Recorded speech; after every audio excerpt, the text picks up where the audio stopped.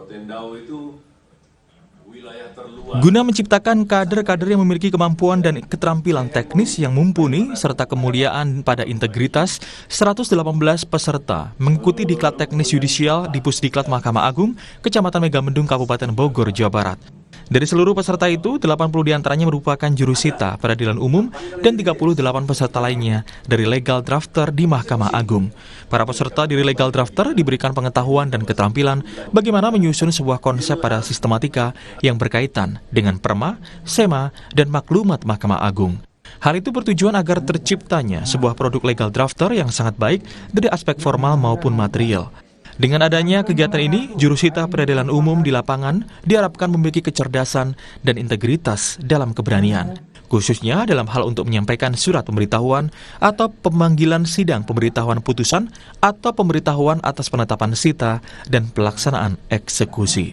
Pasalnya, jurusita sebagai garda terdepan dari pelaksanaan atas pemanggilan-pemanggilan persidangan. Selain itu juga pemberitahuan putusan perkara, baik yang sudah berkekuatan hukum tetap maupun tidak berkekuatan hukum tetap. Spontan diklat kali ini mendapatkan respon positif dari para peserta yang hadir. Baru pertama kali saya dipanggil dan dipanggilnya ke Pusdiklat ini. Saya sangat senang sekali karena bisa bertemu dengan rekan-rekan jurusita pengganti seluruh Indonesia.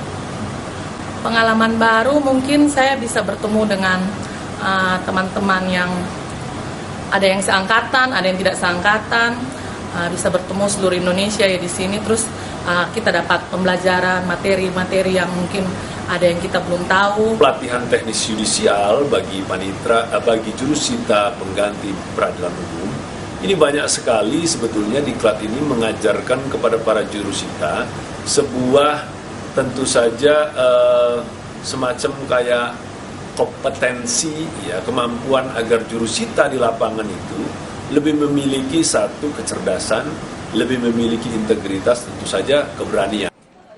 Para peserta juga menambahkan pelatihan ini bisa meningkatkan tambahan ilmu dan pengalaman baru di bidang peradilan. Niko Zulfikar, Kompas TV Bogor, Jawa Barat.